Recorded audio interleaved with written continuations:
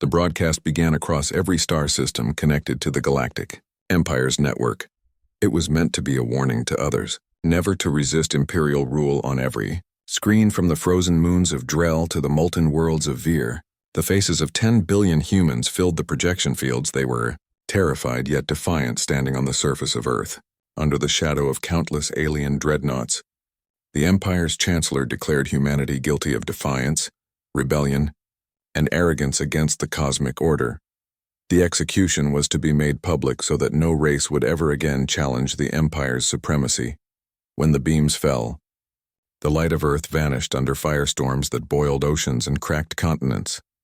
10 billion human lives ended, while billions of aliens across the stars watched in silence.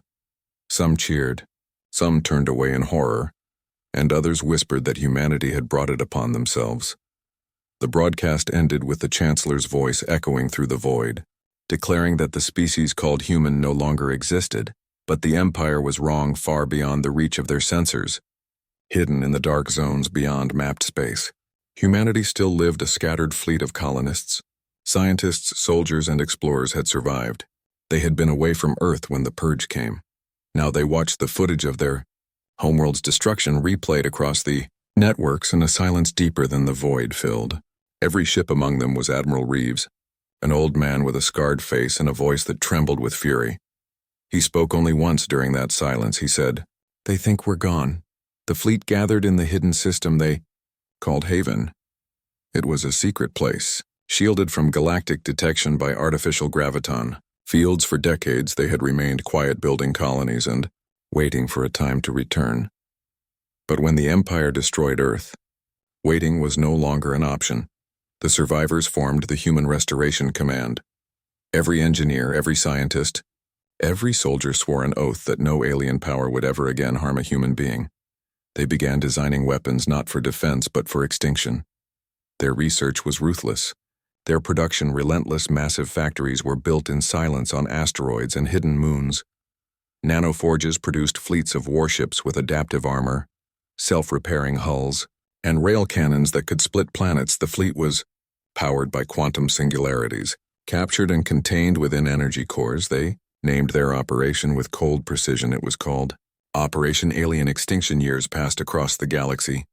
The Empire ruled unchallenged. Its fleets patrolled thousands of systems, collecting tribute, enforcing obedience, and hunting for any sign of human survivors. When none were found, the Empire relaxed. Its citizens forgot the name Earth. Its generals dismissed humanity as a failed experiment in defiance. Then, one night in galactic time, a signal appeared in the network. It was a human distress code long thought extinct. At first, the Empire ignored it, thinking it a trick or some artifact of data decay. But the signal grew stronger, repeating 3 words that froze the blood of those who remembered the broadcast: "We are back." Moments later, the first of the human fleets emerged from dark space near the Empire's outer colonies. They appeared without warning, invisible to sensors until they opened fire.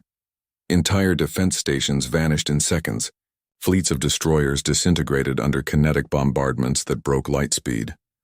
No warnings, no negotiations, no mercy, only cold precision and perfect silence. The Empire's commanders panicked. They had believed humanity extinct. But now a power unlike anything seen before was annihilating their forces. Every human ship was controlled by artificial intelligences linked through quantum entanglement. Their movements were flawless, their aim absolute. When the first human fleet destroyed the colony of Verdun, the message was clear.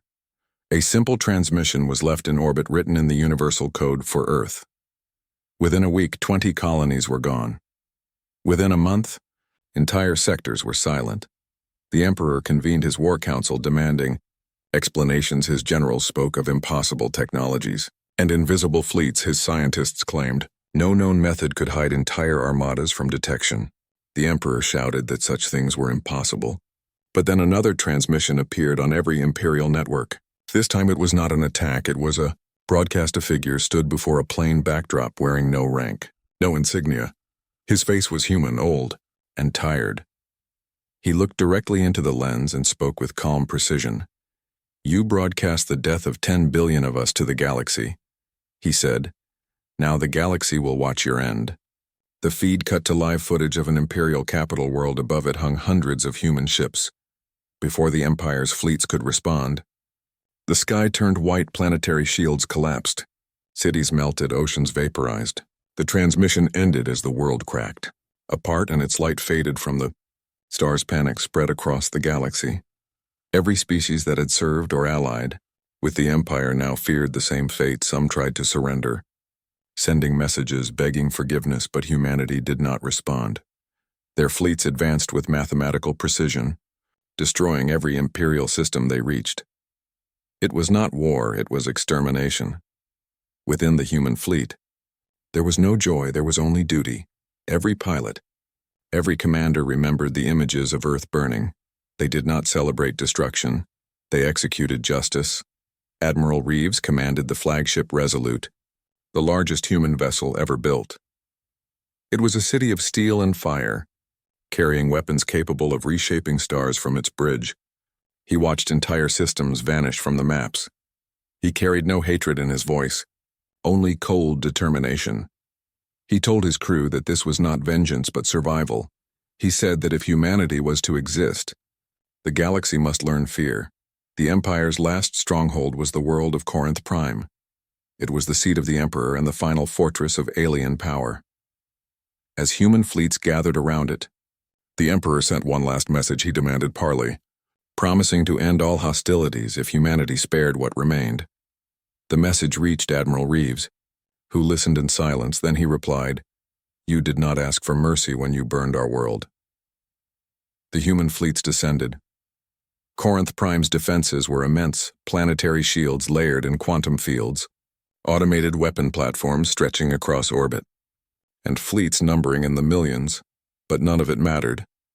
Human ships moved like living beings, guided by their linked minds and precision algorithms. Missiles that could bend space tore through shields.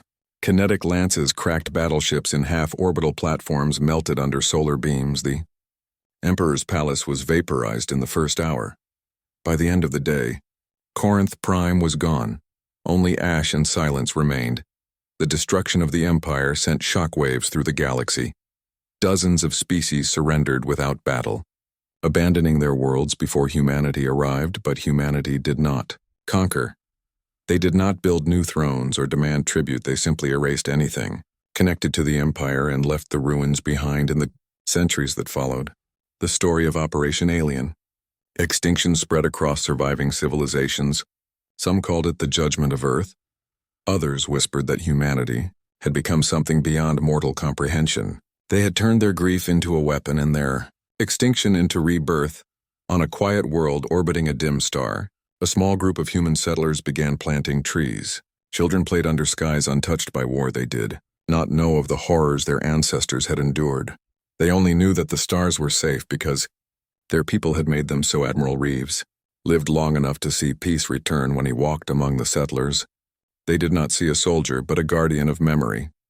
He carried with him a small piece of glass fused from the soil of Earth. He placed it in the ground of the new colony and said a simple phrase: "For them." He died beneath the same stars that had once watched Earth burn above his grave. The new generations built a monument. It bore no symbols of conquest, only an inscription carved in plain letters. It read, "They tried to erase us. We erased the idea that they could in time." Humanity faded again from galactic sight. Their fleets vanished into deep space, their colonies hidden. No one knew where they had gone or what they had become, but every species remembered the lesson: do not harm humans, do not awaken their silence, for whenever the galaxy forgets, the stars will remember. Whenever the arrogant rise again to enslave others, they will whisper in fear of the name Earth, because somewhere beyond the edge of mapped space, humanity waits quiet, patient, eternal, and should the galaxy ever again dare to commit the same sin, the void itself will tremble as the signal returns. 3 words carried across the dark: